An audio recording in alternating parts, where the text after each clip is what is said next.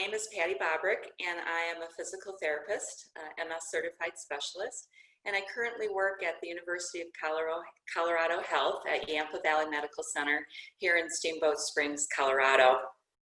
The first thing that I wanted to do was take just a moment to thank the Consortium of MS Centers and the entire staff. They've been working tirelessly on so many fronts, but particularly to bring us our flagship annual meeting to you virtually. This is a new format for us, and it shows the commitment that the consortium has to the mission of providing and disseminating accurate and up-to-date information to those of us who are working in the field of MS. So my thanks go to them. I'd also just take a short minute to thank everyone who's out there caring for our patients with MS right now in this time of pandemic. Whether you're seeing our patients virtually or in some other way, I want to express my gratitude for everybody who's risen to the occasion. This has certainly affected all of us personally and professionally, and I'd like to just say thank you to all of you that are continuing to care for everyone out there. So I was really excited and honored when I was asked to do this talk, and it's not Rehab and MS. That was then, this is now. It's kind of an overview of where we started out in rehab care and where we are now. And I got to thinking about it, and I thought, well, maybe I'm being asked because I'm the oldest living MS therapist. And then I dismissed it, and then I was just honored again. So I'm excited to be doing this talk. I have a little bit of housekeeping to do before I get into what I have to talk to you today, and that is about accreditation and credit designation. So in support of improving patient care, the Consortium of MS Centers is jointly accredited by the Accreditation Counseling for Continuing Medical Education, and also the Accreditation Council for Pharmacy Education and American Nursing Credentialing Center to provide continuing education for the healthcare team. And by participating in this lecture today, you're going to be given one CEU for physicians, nurses, PAs, psychologists, and social workers. I have no financial disclosures to tell you about, and here are your learning objectives for your reading enjoyment. So here we go. I wanted to go into some of the history of MS, and not, well, it's really very interesting if you read the history of MS, but there are really some nods to rehab in a lot of the details, or a lot of the early descriptions. So that's why I'm including in this, to kind of show how far we really have come. The earliest descriptions of MS, it was called paraplegia, or the creeping palsy. And one of the first detailed descriptions of MS was Saint Ludwina. She lived in Holland, and she was described as having balance loss, facial pain, maybe it was trigeminal neuralgia, visual loss, maybe she had optic neuritis, and she had this progressive weakness. But they always show this picture of her ice skating, and she's fallen on the ice, and the ice is all cracked, and all her friends come over to help her up. And from a rehab standpoint, I'm thinking, well, did she fall because she had balance loss, or she got weak, or maybe because she was wearing so many clothes and she got overheated and her symptoms increased? And then I want to tell her friends, yeah, don't yank on her arm to help pull her up. You're going to dislocate a shoulder. But I digress again. So another interesting story, a description of MS, was very well documented in the late 1700s to the early 1800s. And this was Augustus d'Este, who happened to be the grandson of King George III. And he also was diagnosed with paraplegia. Just remember, this was a time when you had an ailment that they still felt like you were possessed by demons, and that you somehow had to be exorcised, or the demons had to be flushed from you. But in Augustus's case, they actually, were a little bit more systematic, and they went on to describe even types of phases with his paraplegia. And they termed a passive phase or a functional form. And the functional form was something that could be recovered, much like our relapsing remitting forms of the disease today. They also termed an organic form, which they felt that the disease was in a progressive state. And then the last term they used was paraplexia, when there was permanent damage and it was unrecoverable. The interesting part for him, at least initially, were his treatments. And they prescribed beef steaks for him twice a day and lots of booze. They gave him beer and sherry and wine, along with herbal therapies and massages with a variety of oils, including opium and camphorated alcohol. And Augustus felt that he was getting better, that he was getting stronger, or maybe he was just really tipsy and he just wasn't noticing things. But after a while, Augustus got disenchanted with his treatments, and he contacted a gentleman, Vincenz Priesnitz, and Vincenz is actually the founder of hydrotherapy. He was really the one who was touting the benefits of water, therapeutic benefits, the psychological benefits of working in water. So, you know, there's our tie to rehab again.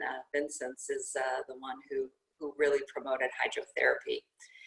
So when it came to helping Augustus, he stressed suitable food, fresh air, exercise, rest, and good hydration over the conventional medicine of the time. And he was really a very kind of holistic kind of guy. If you think about what he was promoting, is many of the things that we're promoting today. He developed exercise prescription for Augustus, and that included horseback riding, electrotherapy, and a course of mercury. And mercury hasn't panned out to be a viable treatment right now, but certainly horseback riding and electrotherapy.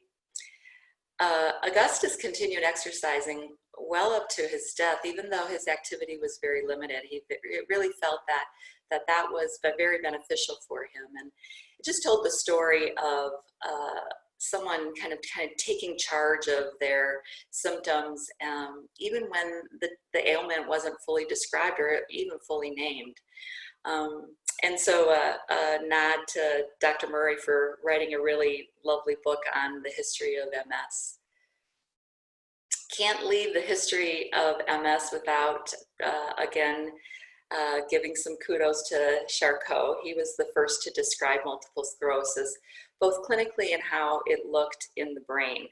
And one of his statements way back in the late 1800s was that MS is often one of the most difficult problems in clinical medicine.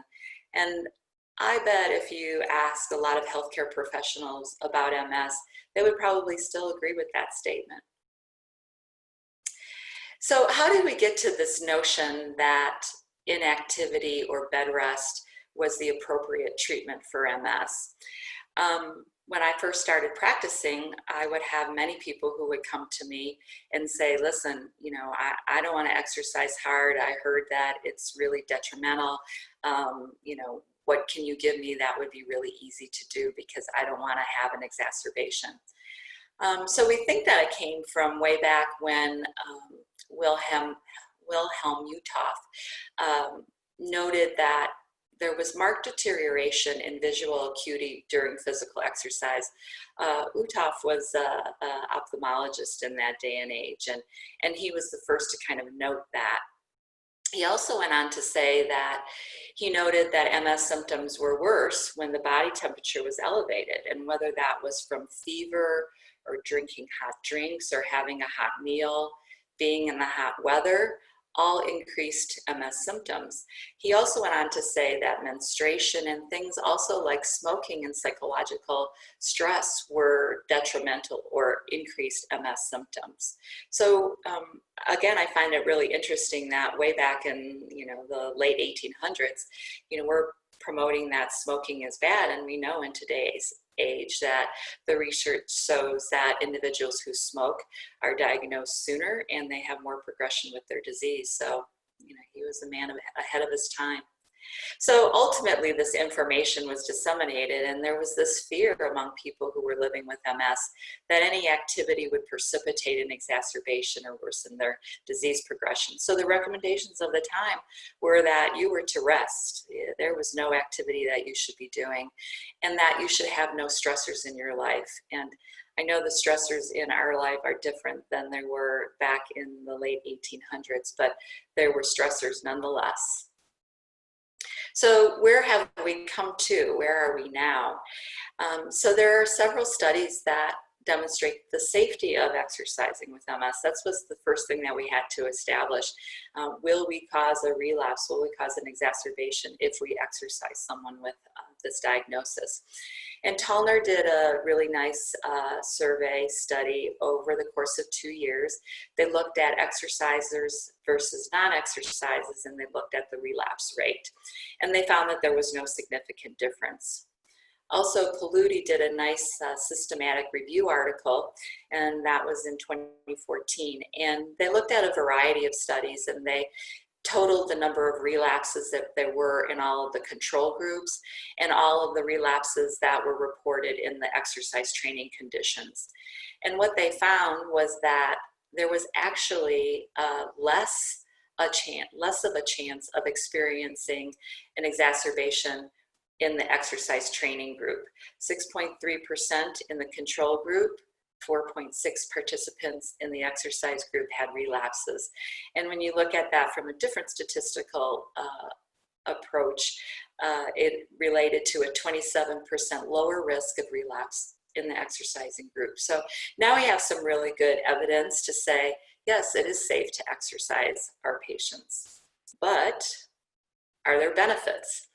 So I can remember when this study came out in '94, and it was really excited because it was the first really nice, solid evidence to say that, yes, what we're doing with our patients in MS in regards to exercise does have benefits.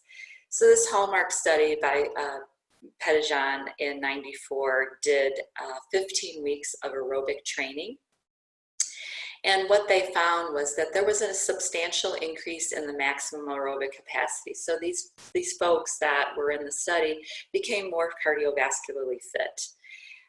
They also looked at skin fold thickness, which was decreased. They did triglyceride level measurements. Those are always decreased. And then there were some favorable changes in max isometric force measurements. So, you know, these patients were getting a little bit stronger too. There was profound positive impacts on factors related to quality of life. So all of this coupled, saying that, at least for aerobic training at the time, that we have a lot of good evidence to say that MS patients can reap the benefits.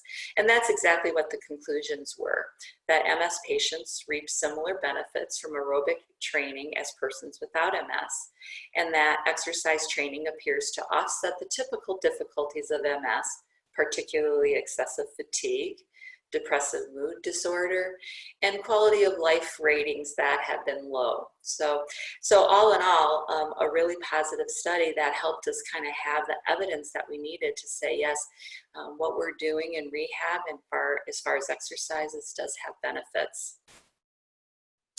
And since that time, we've even gathered more evidence for the benefits of exercise in MS. Again, another nice review article looking at different types of exercise. So we looked at aerobic activity in that Patricia study. Now they looked at studies that had progressive resistance training as the modality of exercise. And what the authors found was that the studies showed that the patients who completed the progressive resistance training program had increased strength compared to the controls, as well as increasing muscle fiber size and the power that's generated from their muscles. Another little interesting piece there, that some of the studies also looked at if resistance training programs improve balance and functional ability. And it did.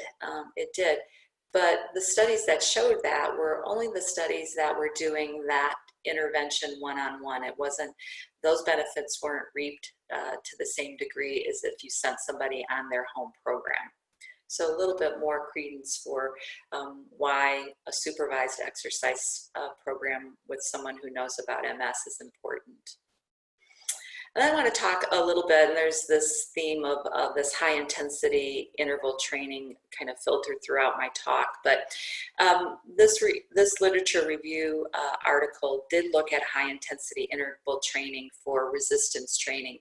And if you're not familiar with high intensity interval training, what they do is they'll look at as far as strengthening your 1 repetition max, how much weight can you lift one time and not be able to lift it a second time. And then after that, they can determine a certain percentage of that. And in some studies, they'll use anywhere from 60 to 90, 85% of that 1 repetition max was a protocol used in one of the studies. And they'll have you do a low number of reps, so less than 5 reps, with a longer recovery period between cycles. So you might get 3 minutes of rest or more in between a cycle before you repeat that again. And what they found is that the benefits that were reaped in high intensity interval training were similar to the outcomes in the progressive resistance training program. Strength was increased, quality of life measurements were improved, but these results were achieved in a shorter time frame. So again, looking at the evidence, we can change how we apply exercise to our patients with MS. We can lift heavy and do it in a more high intensity environment and reap the same benefits in a shorter amount of time. So interesting work, something different for us to think about. So conclusions from this review was that they suggested that exercise training is generally safe with persons with MS, that individuals with MS should not be deterred from exercise participation for concern of a relapse or an adverse effect, and patients should further expect to experience the many benefits of exercise training as documented in the literature. So not only for aerobic conditioning, but for strength training too, that individuals living with MS, if they initiate a strength training program, that they can reap the benefits of that, that it is possible to get stronger. So again, when I was first out of school and first treating MS patients, this was a lot of what I heard. Folks would come to me and say, listen, Patty, I know you want me to do these exercises, but I heard that I can't work hard and I really shouldn't sweat, because if I'm sweating, I'm working too hard and that's not good for me.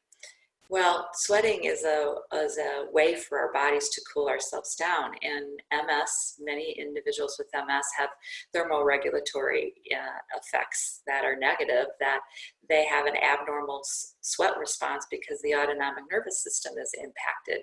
So, you know, if we're not sweating, we're losing one of our means to cool our body temperature down. So we have to find alternate ways to keep our patients cool when they're exercising, particularly if they have an abnormal sweat response. I heard time and time again that I shouldn't use weights, that using weights is going to cause too much fatigue and possibly cause an exacerbation, and that the only exercise that I should be doing would be exercise in cool water.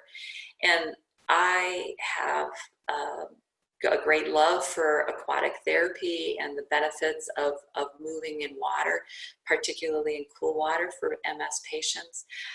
But if someone doesn't have access to a pool, or it takes an inordinate amount of energy for them to be able to get in their car, get to the pool, get into the locker room, into their swimsuit, get into the pool, do their workout, and then do the reverse of it, it just might not be the most appropriate exercise if they're having issues with energy management. So how can we dose somebody appropriately when all of these notions have kind of been running in the background? And it's been felt for a long time that we have been underdosing our patients with MS, that we aren't working them hard enough. So what is the evidence? Well, a few years back, a document was produced, the Canadian Physical Activity Guidelines for Adults with Multiple Sclerosis, and it was generated for adults living with MS 18 to 65 years old who have mild to moderate disability. And the recommendations are for 30 minutes of moderate intensity aerobic activity at least twice a week, that strength training be done to the major muscle groups at least twice a week. But what's really great about this document is this document kind of gives the how often, how much, how hard, and how to. And so therapists can use this as a springboard to educate patients on their home programs and what they should be doing. The aerobic activity, and you go, oh gosh, my patients can't do 30 minutes of aerobic activity. Well, we're gradually increasing that activity so they reach that 30 minutes. And, you know, I'm going to talk about this again, but it's really important to be a good investigator, a good interviewer with your patients to find out what they really like. Because if I say to somebody, okay, you're going to ride a stationary bike, and they hate riding a stationary bike, there's going to be no longevity in that, and they may do it for a while because the therapist said I should be doing this.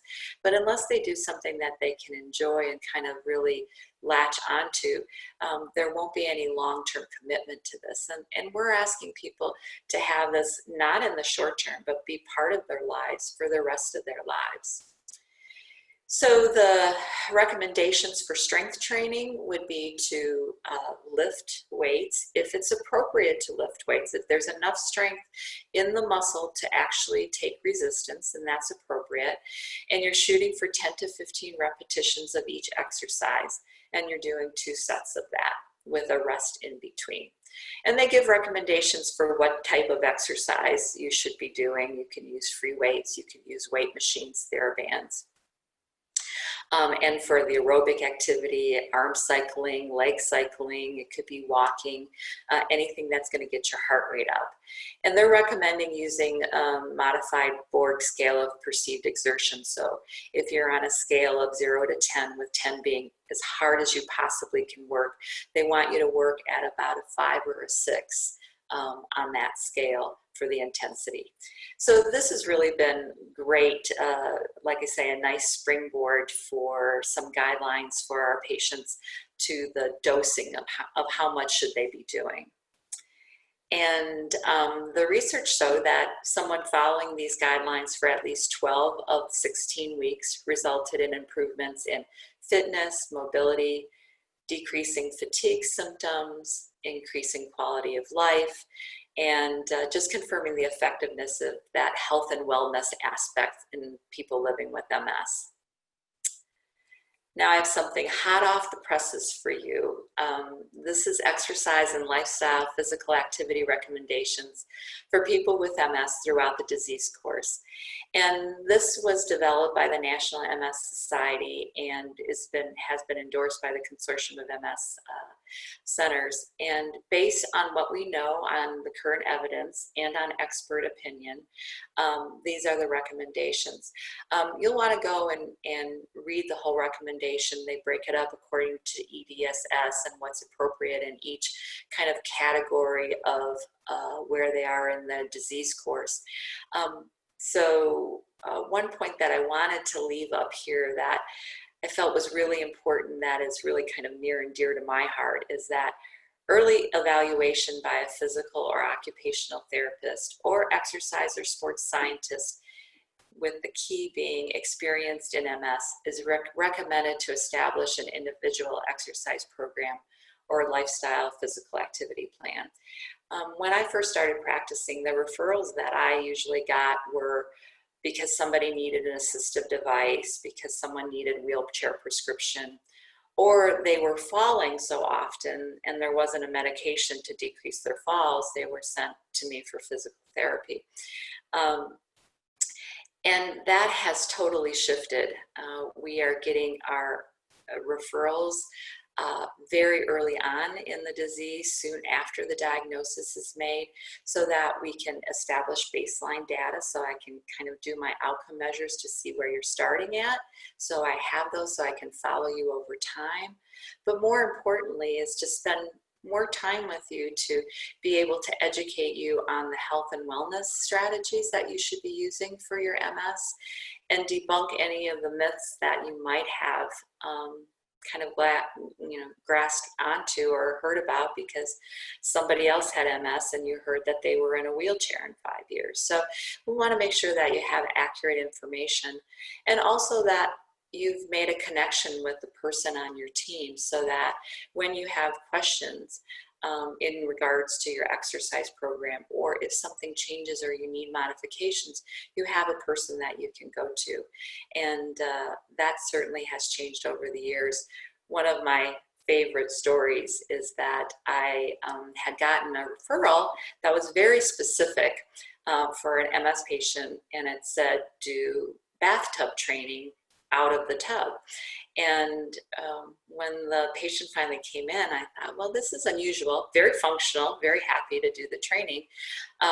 But what I found out when I interviewed her was that she really liked baths. And during the week, she took showers, but once a week, she just wanted to take a bath.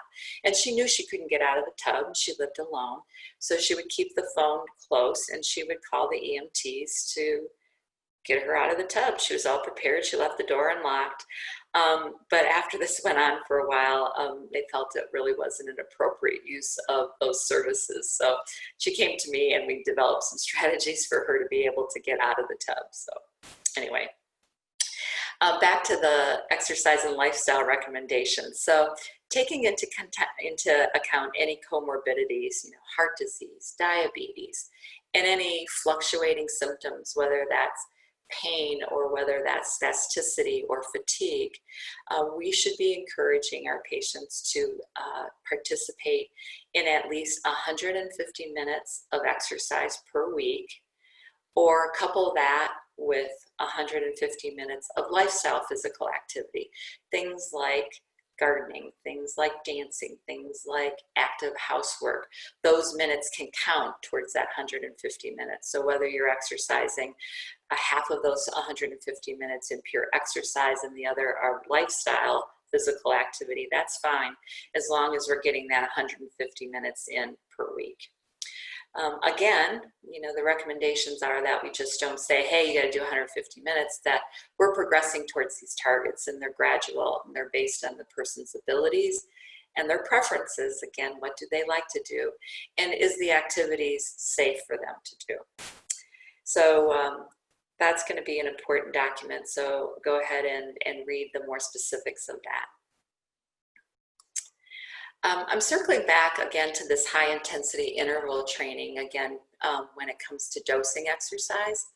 The evidence suggests that high intensity interval training, and now we're talking about doing this for a cardiovascular response. So how that might look for cardiovascular exercise would be to determine where their VO2 max peak is, and then exercise at 80 to 90% of that in some type of aerobic fashion for 1 minute, and then bring it way down, and then they have 1 minute kind of like of recovery at maybe somewhere between 30, 40, 50% of that max VO2 or VO2 peak.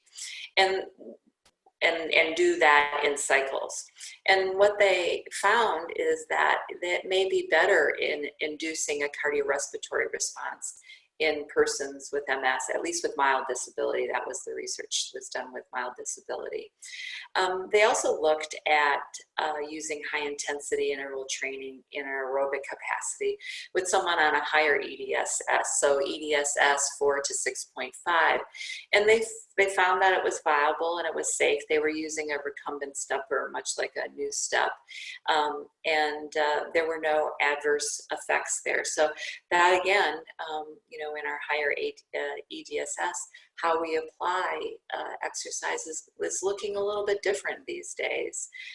We're not coddling them in the higher EDSSs. They can work hard.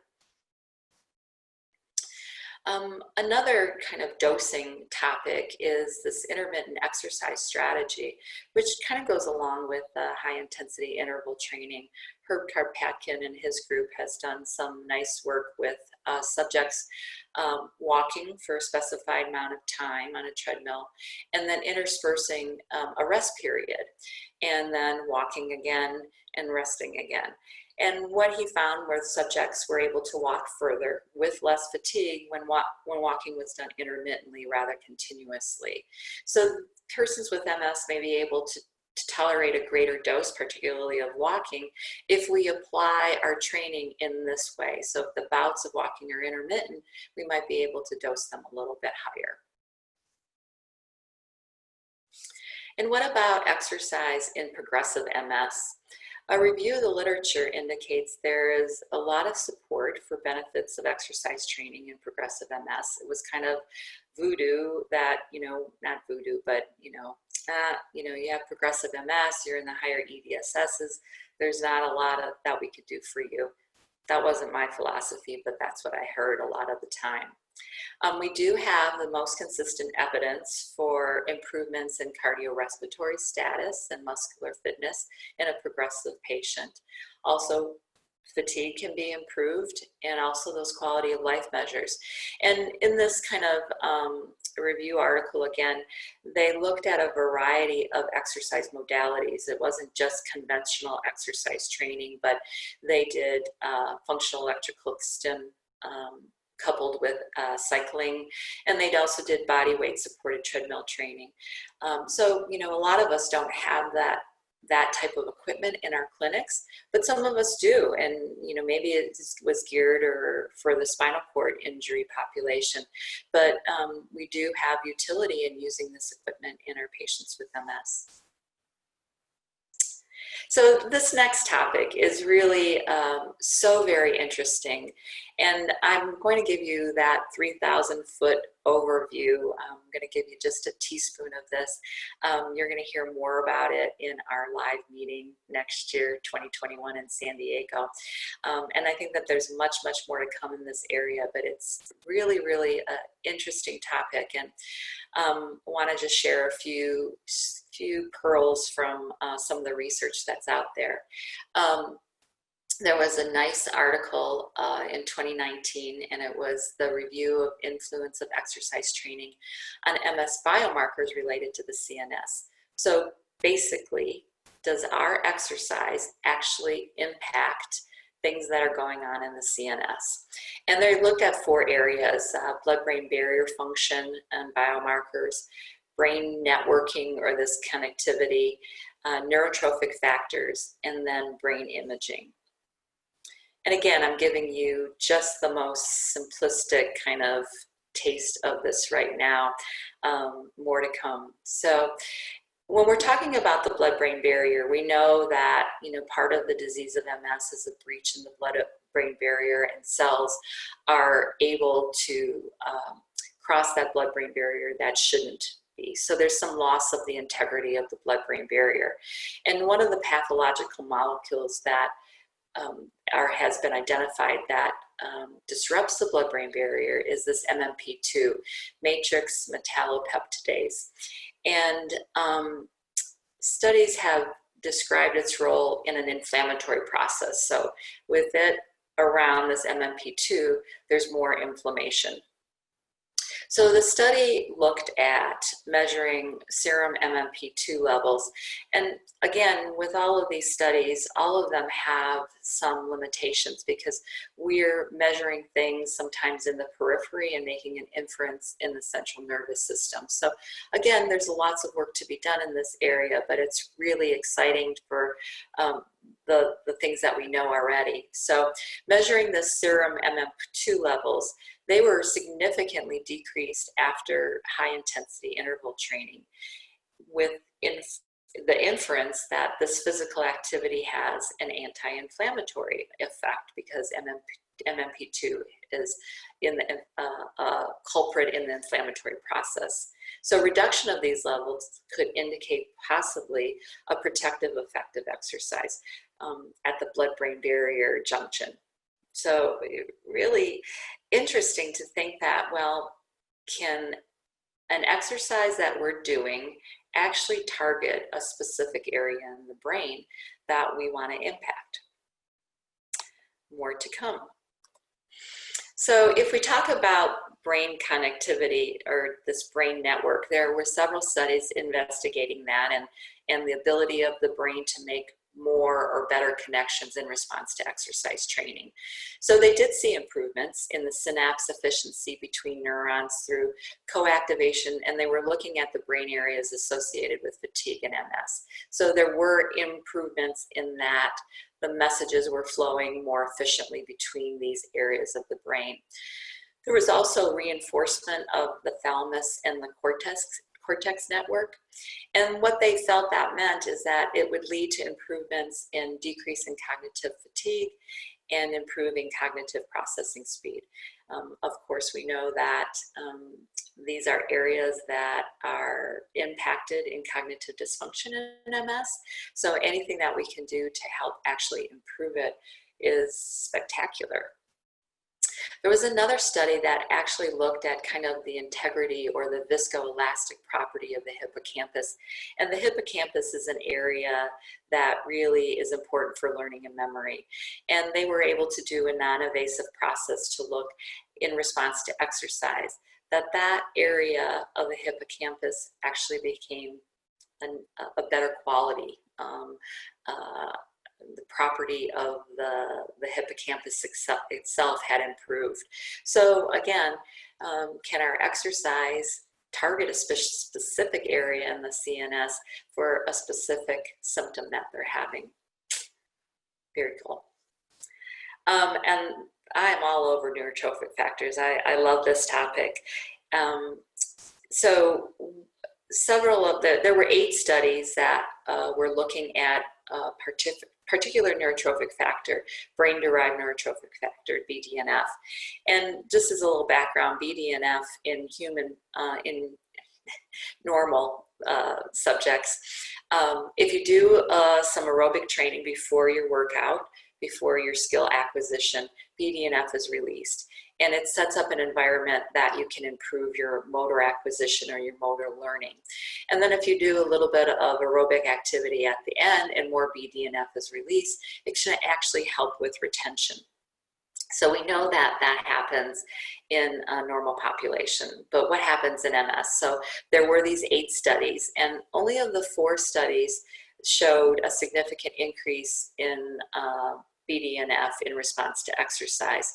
So, you know, BDNF, how I look at it, is like miracle grow for your brain. It just sets up a really nice environment in your brain to make things happen and for you to hold on to some nice things that have happened.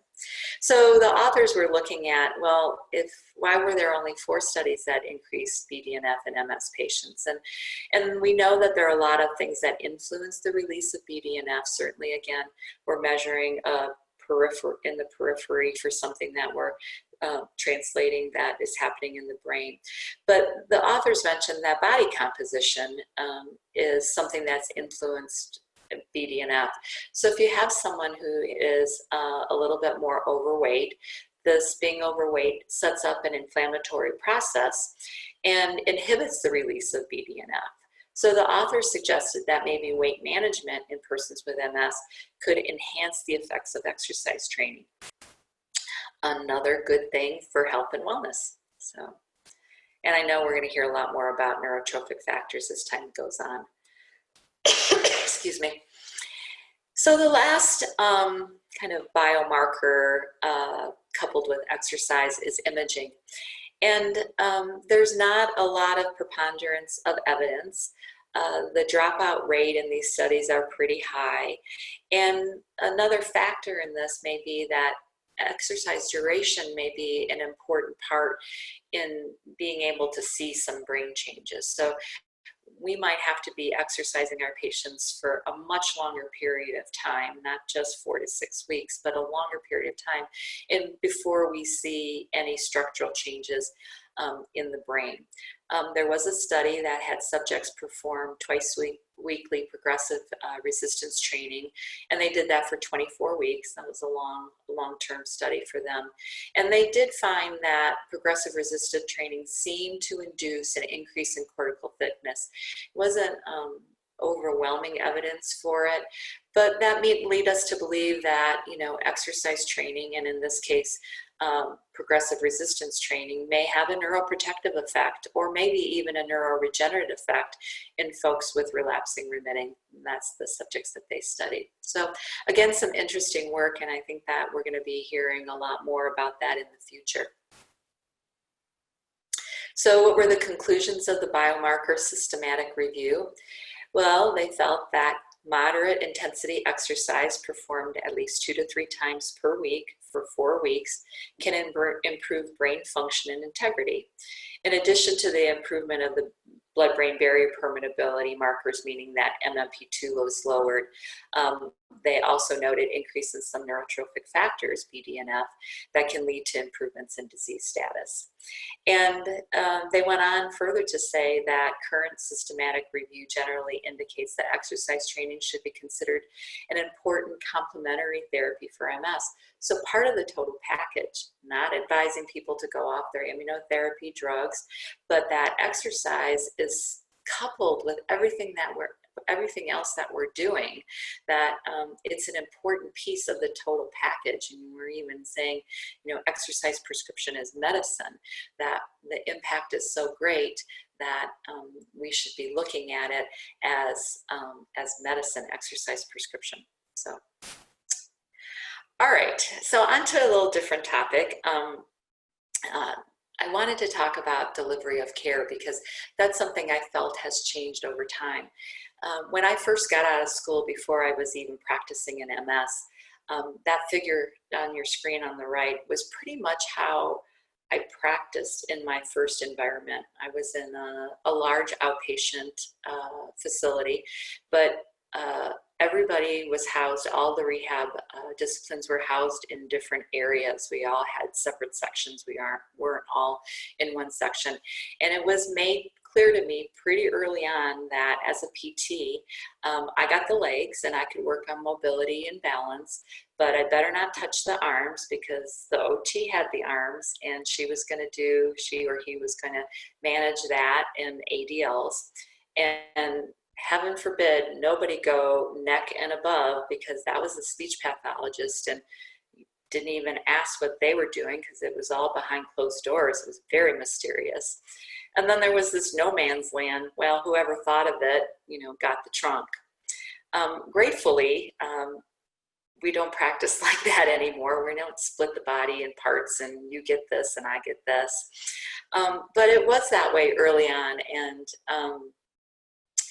we had this unidisciplinary model where pretty much the physician ran the show. And again, if we got referrals, it was usually just to one discipline and for a specific problem.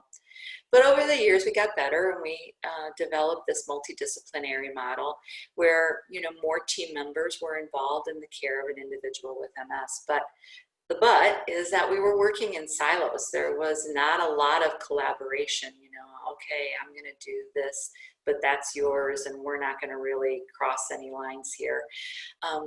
And then over time, again, it became a little bit more relaxed, and we developed this interdisciplinary model where there was a lot more collaboration, there was a lot more sharing of information. But if we really wanted to have the utopia of the team model for MS care, it's what I call the transdisciplinary model. You know, I'm not promoting that anybody is practicing outside the Practice Act, but that the lines of the disciplines are blurred and that it's everybody's responsibility to deal with everything that's going on with the patient. I might not have the answers for their bladder problems, but I better make sure that I'm connecting them to the people who do, and that we're all providing the same education for the patient so that they're saying the same thing from each one of us about fatigue management, about energy conservation, about work reentry, all of those things. And it's a united front. and that we're all working towards the patient's goals. It's not just, oh, the patient wants to return to work. So, you know, that's really more a speech and OT thing, and I'm not going to deal with it. No, I better be working on, you know, worksite evaluations, and can they walk the distance to get into their building, and all of those things. And even bigger in this transdisciplinary model is that there's no one person that's more important on the team than anyone else. We all come to the table with equal footing. There's equal parity among team members, along with a great respect for what we do for each other. And I'm always happy to practice on a team like that. And you've seen this picture probably 1,000 times, but the patient and the family is in the center, and we revolve around that. Not all of the disciplines are at the time involved in that patient's care, so they come and go as needed. The consortium put out a white paper on comprehensive care, and their statement was that multidisciplinary team approach is the most effective and efficient way of treating persons with MS. And I happen to agree with that 100%. Another area that I wanted to kind of discuss is this area of pain. And that's another area that I think has really changed over the years, or I've seen a lot of change in this area over the course of my career.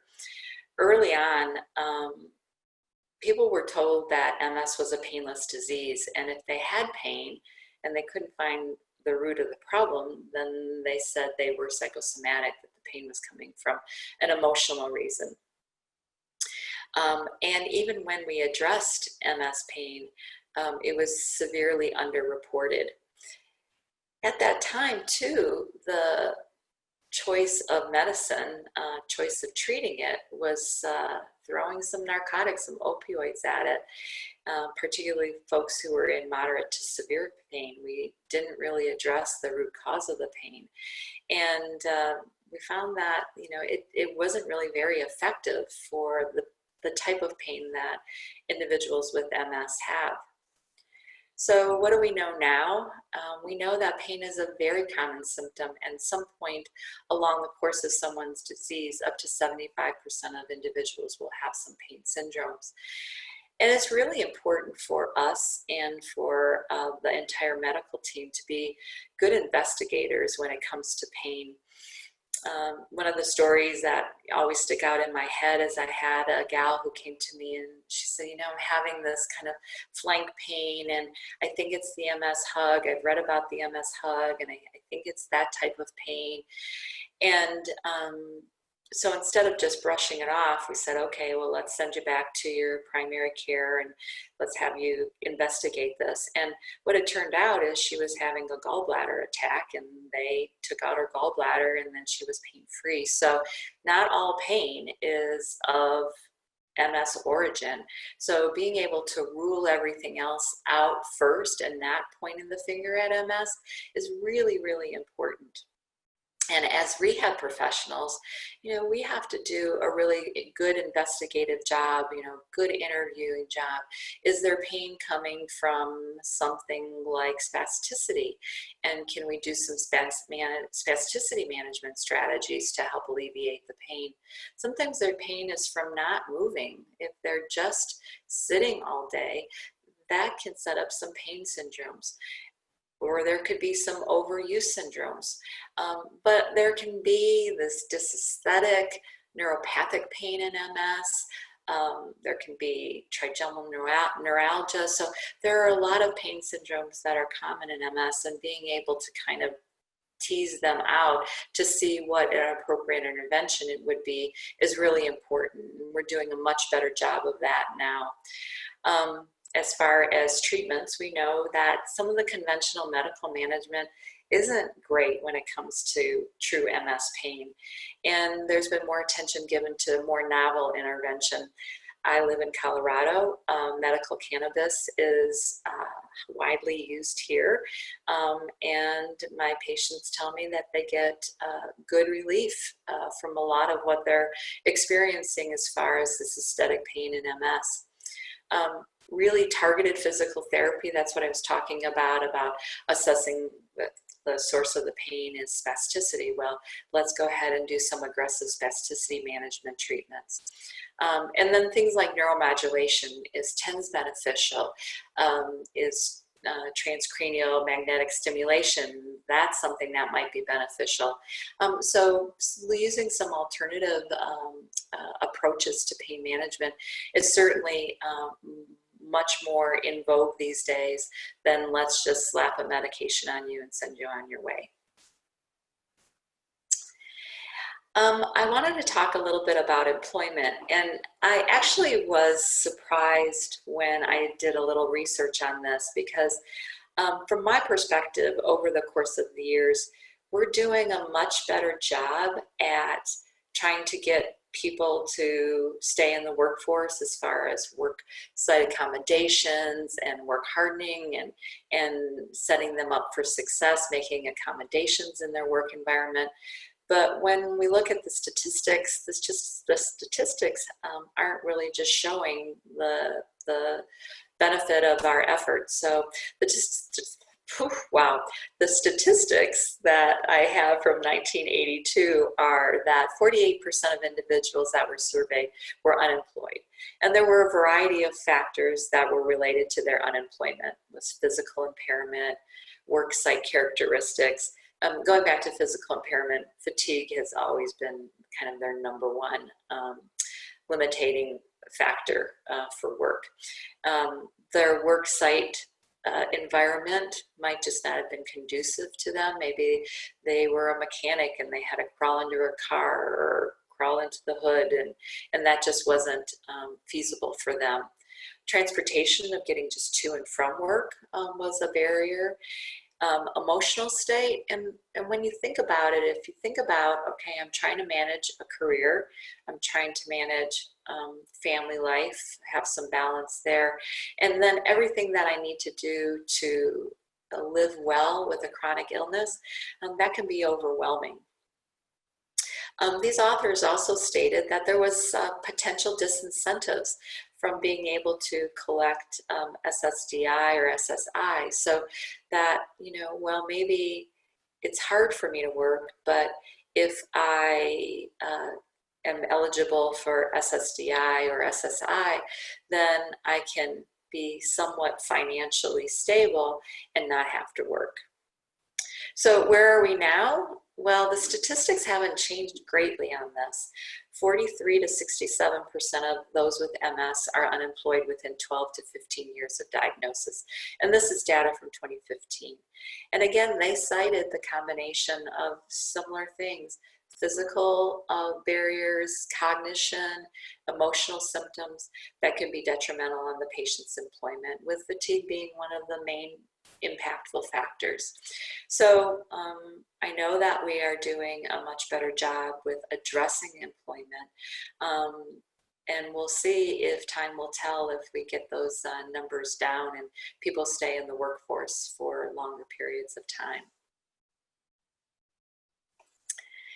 And the last topic that I'm going to talk about that I feel has made a lot of advances over the years is cognition. And although cognitive problems, cognitive dysfunction was acknowledged even in the 1800s, it really wasn't recognized as an important piece of the symptom profile until much, much later, until really recently, latter part of the 20th century. Even Charcot in the late 1800s described this enfeeblement of memory, so memory loss, and that their conceptions are formed slowly, so decreasing processing speed. So he was even acknowledging it, but nobody seemed to take the bull by the horns and say, hey, let's do something about it.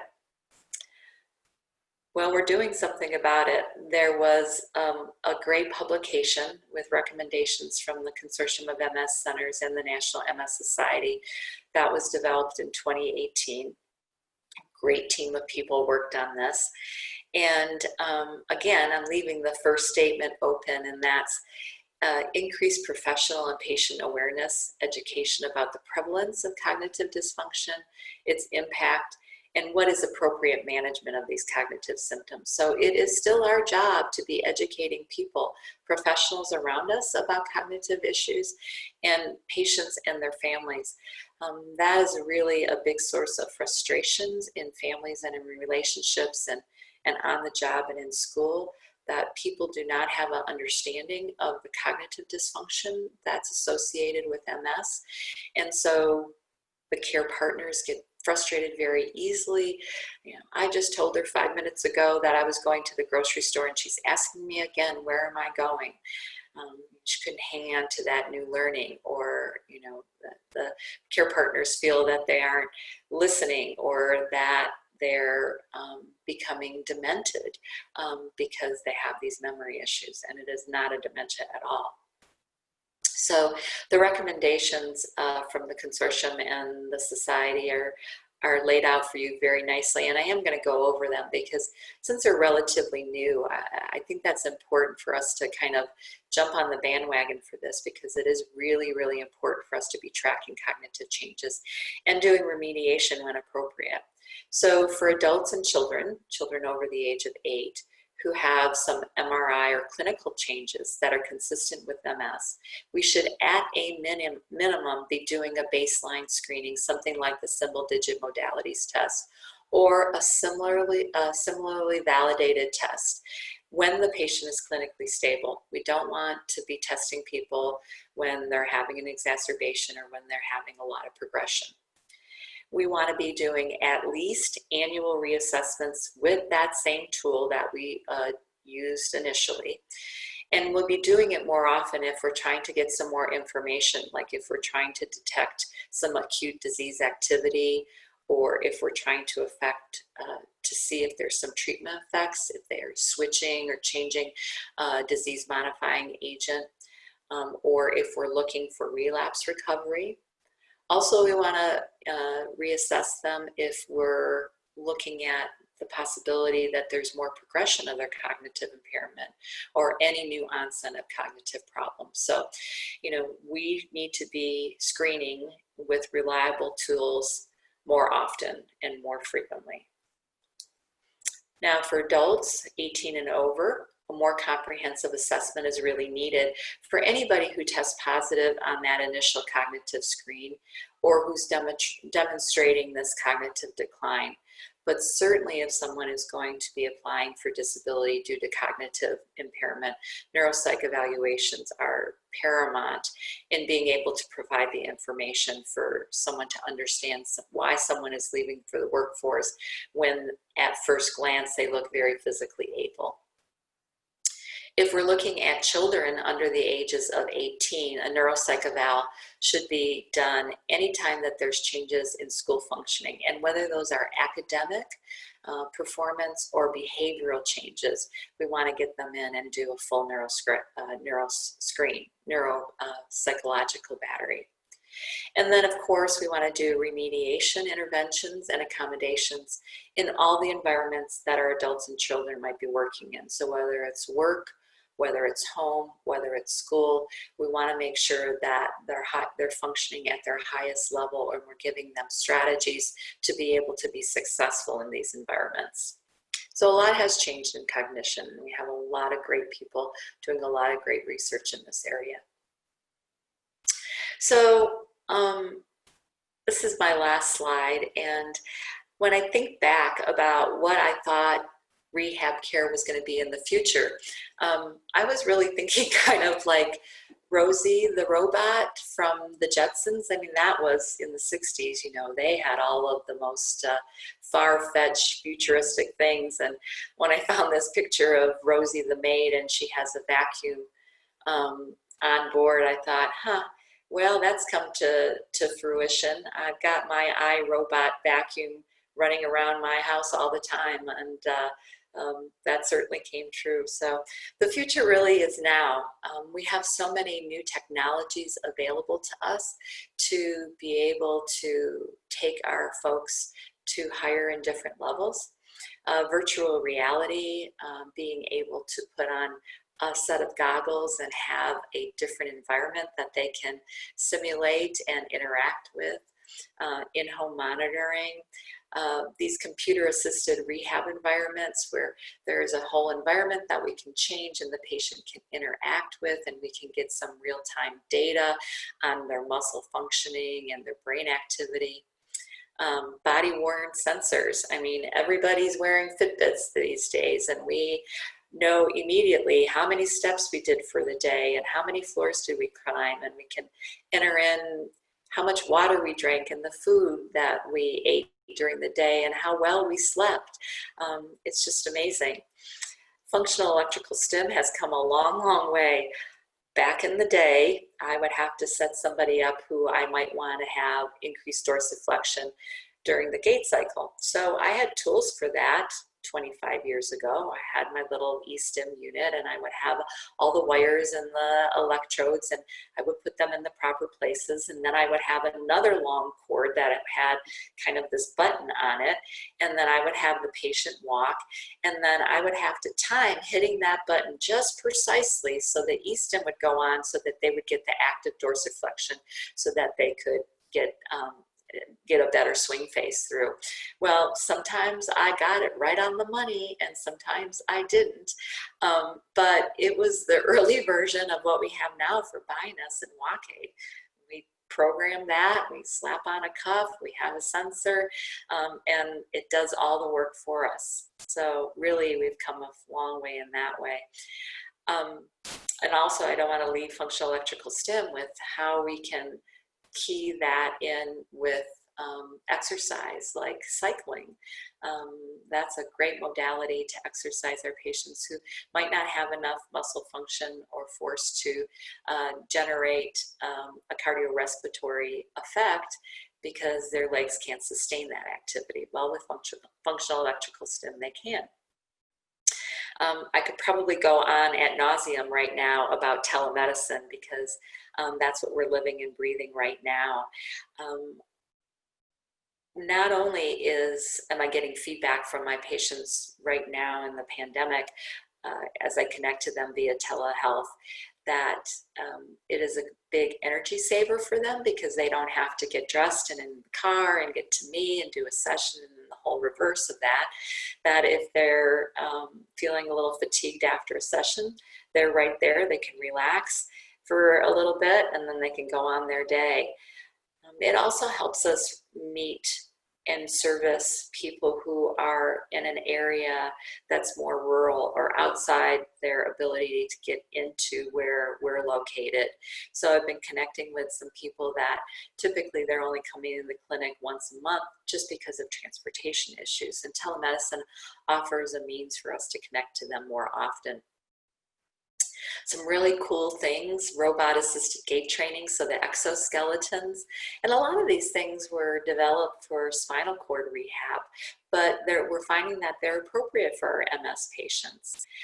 Upper extremity robotics, actually mounting a robotic arm on someone's power wheelchair who has limited arm function. And they can control through their controller the arm, and the arm can reach into a cabinet or reach down and grab something that's on the floor and bring it to that person's lap. So lots of amazing things that have come to be reality, and the future is now. Lots more on the horizons though. So I want to thank you for your attention and in this virtual format. I wish everybody health and wellness and that you're staying safe. And my biggest wish is that we're seeing each other face to face in San Diego for the annual meeting in 2021. So thank you for your time and your attention.